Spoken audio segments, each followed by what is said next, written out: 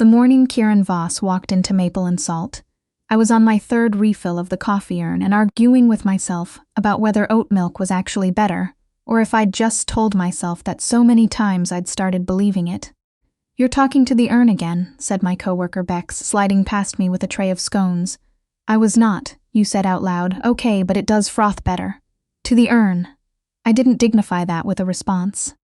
It was a Tuesday in late October, which in Vancouver meant the kind of gray that settles into your bones and makes you forget the sun ever existed. The cafe was maybe half full, the regulars who came for the house blend and stayed for the free Wi-Fi, a few students from the university 2 blocks over, the older gentleman by the window who always ordered a plain black drip and tipped exactly $2 regardless of what it cost. I knew all of them by name. I knew their orders before they opened their mouths. I'd been working at Maple and Salt for almost 4 years, which meant I could tell you everything about this place. The way the espresso machine made a small grinding sound every third pull that the owner swore was normal, the exact spot on the floor near the back corner that creaked, the way the afternoon light hit the wood counters and made everything look like it was lit for a film, and nothing about what I was going to do with my life. 26 years old. A communications degree from UBC that I'd spent 2 years paying off and counting down to, and then done absolutely nothing with. Not because I couldn't find work, but because when I graduated, my mom got sick, and I came home to help, and staying became easier than leaving, and 4 years had a way of disappearing if you let them. I was not complaining. I want to be clear about that. I loved Maple and Salt the way you love a place that has held you when you needed to be held. I just wasn't sure I was supposed to stay. That was the thought I was in the middle of when the door opened and a man walked in who made every single person in the cafe look up. Not because he was loud. He wasn't. He was the quietest person in the room, actually. No phone call, no entourage, just this stillness that was somehow louder than everything else. He was tall, wearing a dark coat that looked like it cost more than my monthly rent, and he had the kind of face that looked like it hadn't smiled in a while. Not cruel, just held back. Like a door that had been locked from the inside for so long the person behind it had stopped, remembering there was a door. He looked around the cafe once. Then he looked at me. I was holding the coffee urn. I'd been about to top off the beans in the drip station. And I made a mistake. Not a big one, not anything I planned. I just smiled. It was a reflex. I smile at everyone who walks in. It's what you do. It's basically muscle memory at this point. But something about the way he was standing there, slightly uncertain, like he'd walked into the wrong place and hadn't decided yet whether to leave, made my smile stick a half-second longer than usual. He stopped walking. I turned back to the beans. Bex materialized at my elbow 2 seconds later. "Who is that?" "Don't know. He's still looking at you." "Bex, I'm just saying, can you go warm up table 4's mugs? They've been nursing the same Americano for 40 minutes. She went, but she went with a look on her face that I didn't like. He came to the counter. Up close, I could see a faint scar that cut through the left side of his jaw. Not his eyebrow, just his jaw. A thin white line that might have been from anything. A car accident, a fall, I didn't ask. And his eyes were the kind of dark gray that looks different depending on the light. "What do you recommend?" he asked. His voice was even. Not warm exactly, but not cold either. Just present. "Depends what you want," I said. "If you're cold, the maple latte is embarrassingly good, and I will die defending that. If you want something to wake you up, the single origin we have right now is Guatemalan, really clean, bright almost. If you want comfort, the house blend drip. 12 years, same roaster, same beans." He looked at the menu board for a moment. "What do you have when it's been a long week?" "It's Tuesday," I said. Something shifted at the corner of his mouth. Not quite a smile, but close. "House blend then," he said, "please." I poured it and he paid, cash, which was unusual, and took the mug to the table by the window. The older gentleman, Mr.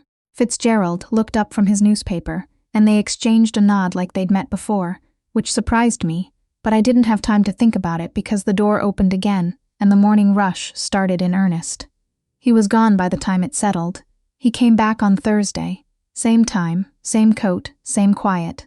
He ordered the house blend again without looking at the menu. I poured it without asking. "You remembered," he said. "I remember everyone's order," I said, which was true. "It's the only thing I'm reliably good at." He tilted his head slightly, like he was deciding whether that was a joke. "I doubt that," he said, and took his coffee. Bex nearly knocked over a bag of Guatemala beans watching him walk to his table. "What is your deal with him?" I said. "What's your deal with him?" she said. "That man just looked at you like he wanted coffee." "Which he got. Evangeline, don't. My name, by the way, is Evangeline Marsh. Everyone calls me Evie. I was named after my grandmother, which was the kind of thing that only happens in families like mine. 3 generations of women making it work in a city that keeps getting more expensive every year, passing down names and recipes, and the particular kind of stubbornness that keeps you standing when it should have knocked you flat.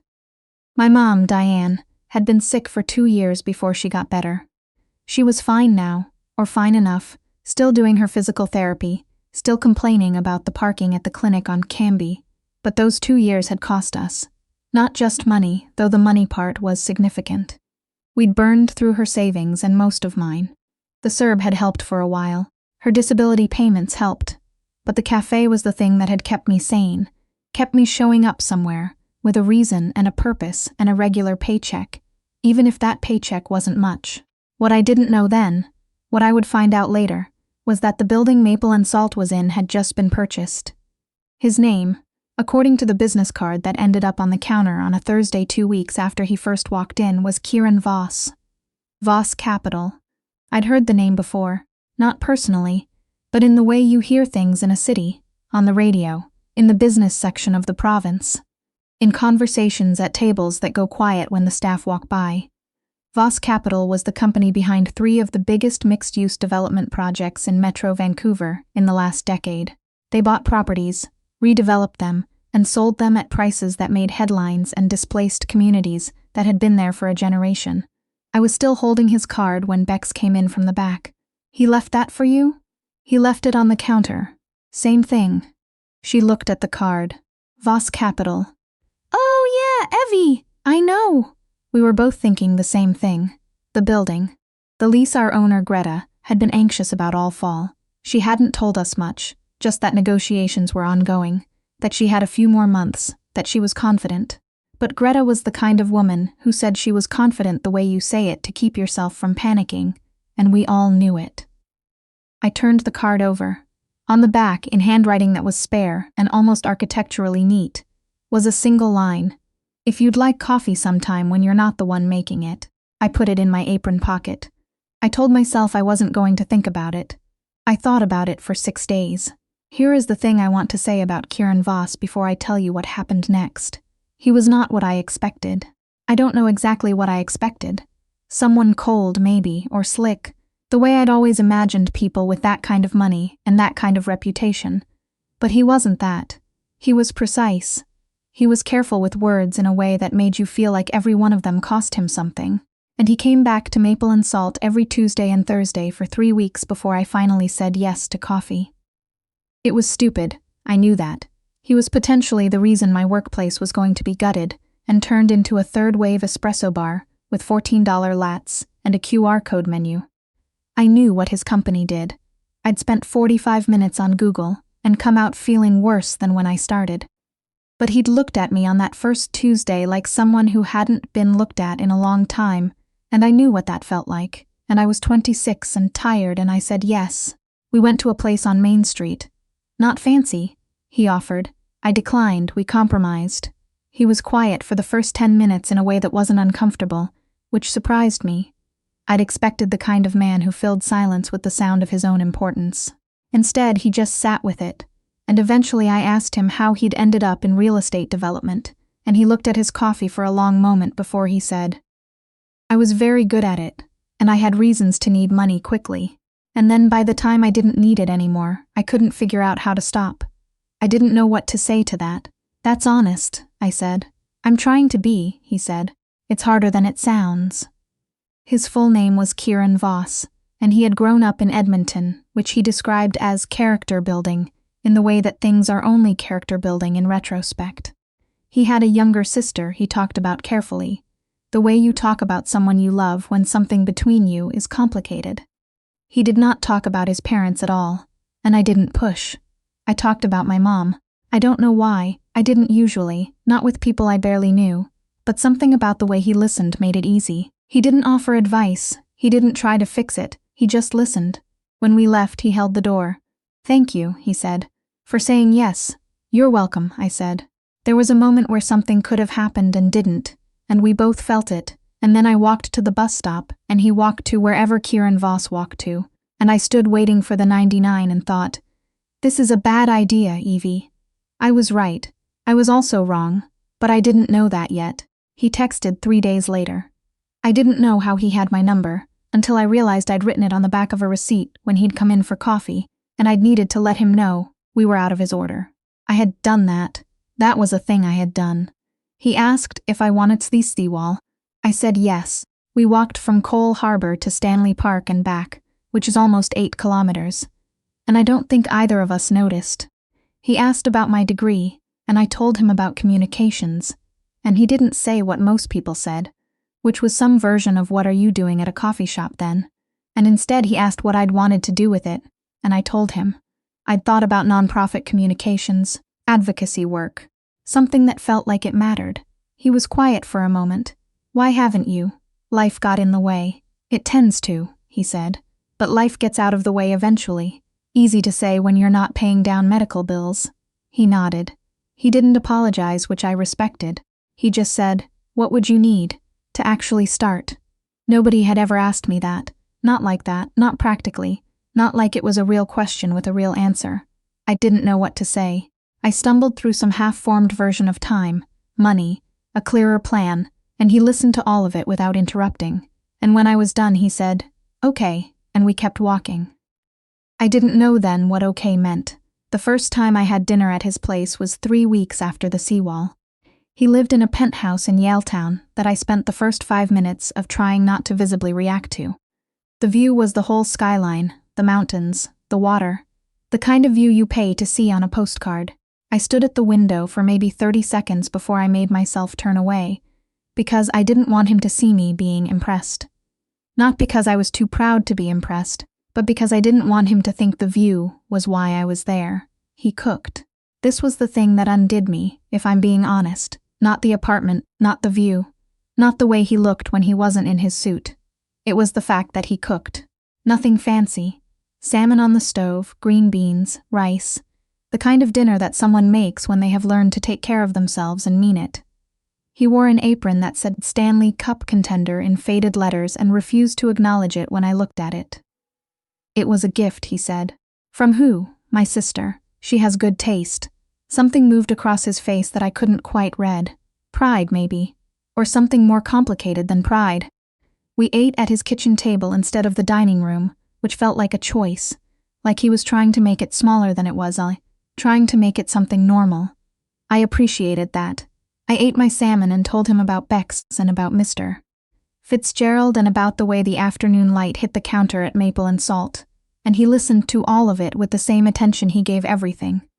Complete and quiet and real. After dinner, I helped him wash up, and we were standing at the sink, and his hand was on the same glass as mine, and neither of us moved for a moment. And I looked up at him, and he said, "Evie," in a voice that was completely different from his usual voice, lower, less controlled. And I said, "Don't start something you're not going to finish," and he laughed. He had a great laugh. I had not heard it before. It changed his whole face. He did not start something he wasn't going to finish. I stayed until 11. When I left, he stood at the door and said, "Same time Thursday?" And I said, "You mean at the cafe?" And he said, "I mean wherever you want." And I went home and sat in my kitchen in the dark for 20 minutes with my coat still on. I was falling. I knew I was falling. And I also knew what was still sitting between us like a wall. Neither of us had knocked on yet. It was Greta who told me. She called me into the back on a Monday morning, 6 weeks after Kieran had first walked through the door, and she sat me down with the look on her face that I'd seen on exactly 2 other occasions, once when the espresso machine finally gave out, and once when she'd had to let someone go. That particular look. The look of someone who has been dreading a conversation and is finally having it. "I got the letter from the new owners," she said. I already knew what she was going to say. Some part of me had always known. They're redeveloping the building. We have 8 months on the current lease. After that, she stopped, pressed her hands flat on the table. After that, there won't be a renewal. They're planning residential and commercial at a price point that doesn't include us." I didn't say anything for a long moment. "Did they say who?" She turned the letter around. Voss Capital, in clean serif font at the top of the page, and below it a name, Kieran's name. I took the bus to his office. I hadn't told him I was coming. I probably should have texted. But I was in the specific kind of cold fury that moves through the body, like water, filling everything, and I didn't want to give him time to prepare a statement. The Voss Capital office was on the 13th floor of a building on Howe Street. The receptionist, a young man in a pale blue shirt who looked like he had never made a mistake in his life, asked if I had an appointment. "Tell him Evie is here," I said. "He'll know." He did. I was in Kieran's office in under 2 minutes, which told me something, and I wasn't sure yet if it was something good. His office was spare in the way that his apartment wasn't. All glass and clean lines, no personal details except a single photograph on the credenza behind him that I clocked but didn't look at directly. He was standing when I came in, which meant he'd gotten up when his assistant told him I was there, and he said nothing, just waited. "Maple and Salt," I said. He didn't look away. "The building on West 4th, you bought it, you're tearing it down. Converting," he said. "Mixed-use residential. Don't." The word came out harder than I meant it to. "Don't give me the pitch, I work there. I have worked there for 4 years. Greta has had that cafe for 11 years, and before her, it was a bakery for 22 years, and before that it was." I stopped because I was going to say something about the neighborhood that was going to come out more emotional than I wanted. "You knew," I said instead. "You knew every time you came in. You knew what you were going to do to that building, and you still came in and sat there and—" "I didn't know the first time I came in," he said. I waited. "The acquisition was finalized 2 days before I walked into your cafe." He said it carefully, the way he said everything. "I was in the neighborhood looking at the site. I was cold. It was the closest door." He paused. "After that, yes, I knew. And you didn't say anything. No, why?" He looked at me for a long time. "Because I walked in and you smiled at me," he said. And I couldn't remember the last time someone had done that, just smiled. Not because they knew who I was or wanted something, just because I'd walked through a door. He stopped. "That's not an excuse. I know it's not an excuse, but it's the truth." I sat down. I hadn't meant to. My legs just decided. I sat in one of the chairs across from his desk and stared at the skyline behind his head and thought about Greta and Bex and Mr. Fitzgerald and 4 years of my life, and also, underneath all of that, the kitchen in his apartment and the faded apron, and his hand on the same glass as mine. "What are your plans for the site?" I said. "Exactly." He sat down across from me. "Ground floor retail," he said. 12 residential floors above. The ground floor tenants haven't been confirmed yet. I looked at him. "Greta's lease rate," I said. "What about it? Could you match it? On the new building. When it's done." He was quiet for a moment. "The project won't be finished for 18 months at the earliest. Probably 22. I didn't ask about the timeline. I asked if you could match the rate." He looked at me like I was a problem he was trying to solve, in a way he hadn't expected to have to solve it. "Yes," he said, "I could." "Then I want that in writing," I said, "before this goes any further, in any direction." I said the last part looking directly at him, and he understood what I meant, and he nodded. "Okay," he said. "That word again." "You're angry," he said. "Yes, you have every right to be. I know I do." We sat there for a moment, with all of it between us. "Evie," he said, "I'm sorry, not because it changes the project. I can't change the project. There are investors, there are contracts, but because I should have told you. I should have said something weeks ago, and I didn't because I was." He stopped. "Scared," I said. He looked slightly surprised. "Yes. You're allowed to just say that," I said. "You don't have to make it complicated." Something shifted in his face. That almost smile again. "You're remarkable," he said quietly. Not as a compliment exactly, more like a conclusion. Like he'd been adding up evidence and had finally arrived at a total. I didn't say anything. I left his office with a promise and not much else. He had his assistant send the formal commitment to Greta's lawyer by end of day. I checked, because I was not a person who operated on faith alone, where buildings and leases were concerned. The next month was the hardest, not because of Kieran. Things between us were careful and slow, in the way that things are when you've had your first real fight, and you're both figuring out what's still standing, but because of the cafe. Because watching Greta make peace with the 18-month closure, watching her start to look at potential pop-up spaces and storage units for the good equipment, felt like watching something end even though technically it wasn't ending, just moving. It felt like ending. Bex handled it better than I did. Bex handled most things better than I did. She had a second job already, a photography thing she'd been building on the side, and the closure was sad to her but not shattering. For me it was different. Maple and Salt had been the place I'd stayed in when everything else had moved. It wasn't just a job. It was proof that I had managed. Kieran knew this. He knew without me having to explain it in detail, which was the thing about him that I kept coming back to. That he listened well enough to understand the things you didn't quite say. In February, on a night when it had been raining so long the city felt like it had been rinsed of color, he made dinner again. Pork tenderloin this time, roasted vegetables, that same kitchen table instead of the dining room. And after we'd eaten and were sitting with tea, and not saying much, he slid an envelope across the table. I looked at it. What is this? Open it. Inside was a letter of reference. Below it was a job posting, communications coordinator, at a nonprofit called Pacific Roots, a community land trust working on affordable housing across the Lower Mainland. The posting was marked with a sticky note in his handwriting that said, "You asked what you'd need. I don't have the rest of it, but I can give you this." I stared at the letter for a long time. You wrote me a reference. You've spent 4 years building community relationships, managing communications informally, and advocating for a neighborhood institution, he said. Those are real qualifications. I know people at Pacific Roots. They're good people. Kieran. I set the letter down. You do understand that the company that bought Maple and Salt's building is the reason Maple and Salt is closing. I understand that. And you're handing me a job at an affordable housing nonprofit, yes. Do you not see the irony in that? I see it very clearly, he said. That's part of why I did it. He paused. I can't undo what the company does. I have been trying, slowly, to change how it does it. It's not fast, it's not satisfying, but it's the thing I can actually do, and a year ago I wouldn't have cared to. I looked at him across the table. What changed a year ago, I said, though I had a feeling I knew. I walked into a cafe, he said, and someone smiled at me for no reason. I applied for the job at Pacific Roots the following Monday. I got an interview 2 weeks later, a second interview after that, and an offer in early March. The salary was not much more than Maple and Salt.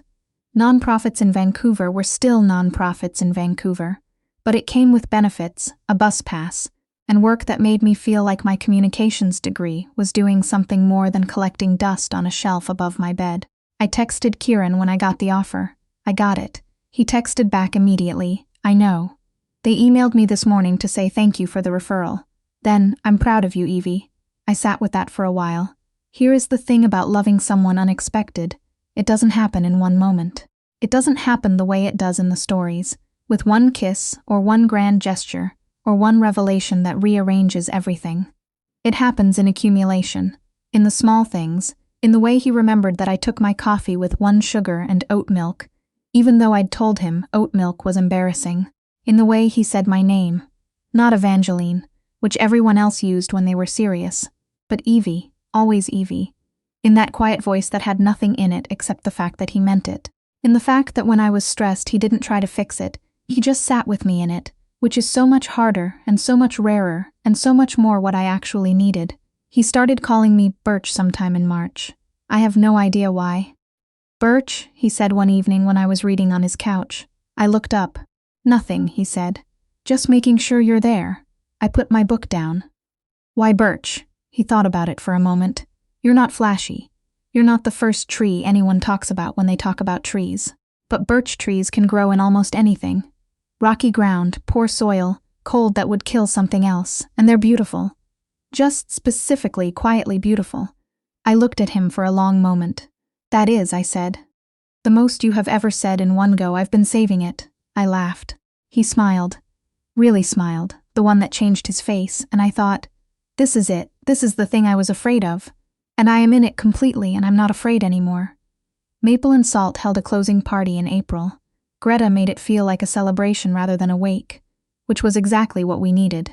She strung lights everywhere, put out little cards at each table with handwritten notes about what the place had meant to her, and invited everyone she could think of. Regulars, old staff, the suppliers, the man who fixed the espresso machine 3 times a year, neighbors from up and down the block. Mr. Fitzgerald came in his good coat. Bex took enough photographs to fill a whole exhibit. I stood behind the counter one last time and made coffee for everyone who wanted it, and I did not cry until I was in the alley out back with Bex, and we were both leaning against the brick wall, not saying anything. "You're going to be fine," Bex said. "I know. Pacific Roots is going to be lucky to have you. I know that too. And the tall guy with the jaw thing is genuinely crazy about you. I know that the most," I said. "Which is the one that's hardest to get used to?" She put her arm around my shoulders, and we stayed there until the cold got too bad, and then we went back in. Kieran was there when I came out from the back. He'd come later in the evening, quiet as always, and sat with Mr. Fitzgerald for a while before finding a spot near the window. He looked out of place and completely at ease at the same time, that particular quality he had of being wherever he was without apology. He caught my eye across the room. I made him a coffee without being asked, house blend. 1/4 turn of the brown sugar spoon. I brought it over to him and set it on the table, and he looked at it and then up at me. "You remembered," he said. "I remember everyone's order," I said. "Still the only thing I'm reliably good at." He reached up and took my hand off the mug and held it. "Still wrong," he said. I let him hold my hand. The cafe was loud around us. Laughter and music, and Greta's voice carrying over all of it the way it always had. And outside the windows the city was doing what it always does, moving, changing, making room for what comes next whether you're ready or not. I wasn't sure I was ready, but I was there, and he was there, and we were starting from the same place for the first time, finally.